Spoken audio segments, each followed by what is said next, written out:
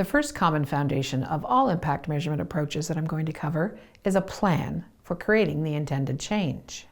You will need some sort of plan that sets out how and why your work will bring about change. The purpose of the plan is to focus your measurement efforts. A diagram is often used to illustrate the relationship between actions, performance, and results. These can be called a theory of change, an outcomes map, or a logic model. We talk a lot about bringing about change or making a positive change, but what do we mean by change? If you think about it, every social purpose organization exists to make a positive change or impact, economic, social, or environmental.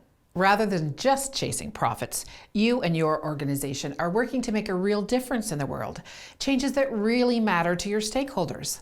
Along with millions of activists, entrepreneurs, nonprofits, and social enterprises, you are making your contribution to global change. As such, it can be helpful to describe the impact you want to make in the world in terms of the global goals for sustainable development.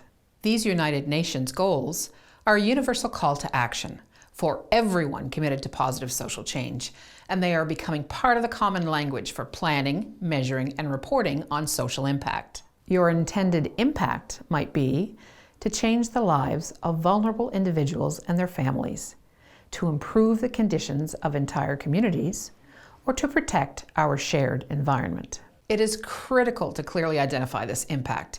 It is what defines the ultimate success of your organization and what all of your work should be driving towards. By impact, I'm referring to the higher level effects of your work that occur in the medium or long term and can be intended or unintended and positive or negative. If you want to measure your intended impact, however, you will need to move from a broad sense of big change that you want to achieve to a clear understanding of how you will make it happen. It's one thing to say you're committed to making your intended impact, but how will you get there? And how will you know you've achieved the change that you're hoping for?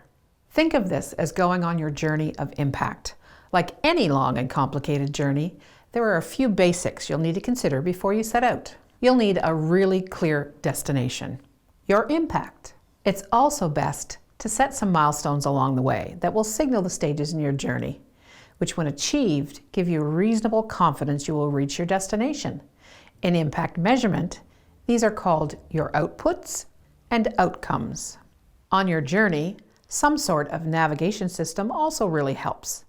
This provides data and indicators that you're making progress, often showing the distance traveled. Finally, you'll need to take it step by step, taking actions to move from point A to B on your journey. Usually the journey towards impact can be seen like a roadmap.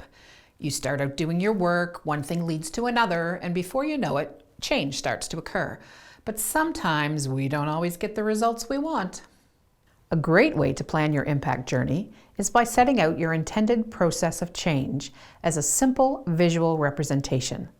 Think about this as your roadmap for change. This can help you to develop and share a clearer explanation of the logical relationships between the resources you invest in your work, the activities that take place, and the changes that result from them.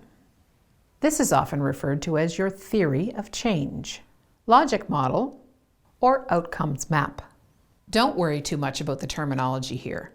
Approaches to planning, visualizing, or describing a change process go by different names, which are sometimes used interchangeably. Most visual diagrams, such as this simple results chain, focus on making the link between the resources, the things you put into your work and do, and the results you achieve, broken down into outputs, outcomes, and impacts. This is what it might look like.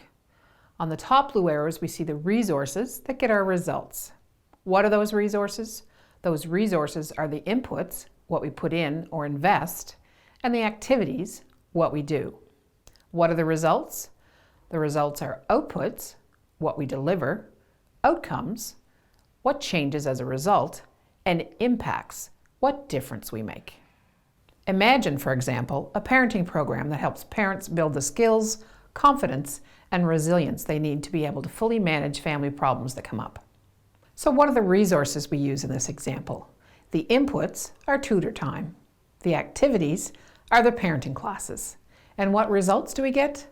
The outputs are the parents that attend and the knowledge that increases because of that. The outcomes are the parents applying those new skills and their change in behavior. And the impacts are the rates of child neglect and abuse declining. Usually a distinction is made when visualizing your results between the outputs and the outcomes of your work. The words output and outcome sound similar, but have different meanings. Outputs are the things that you put on or do to help achieve your outcomes. For example, the number of parenting workshops that you put on or the number of parents that attend. Outcomes are the changes that come out of your work.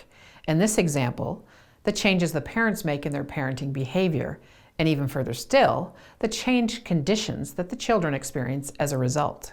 These are important building blocks when it comes to explaining your theory of change or visualizing your logic model. There are many ways that you can visualize the change process.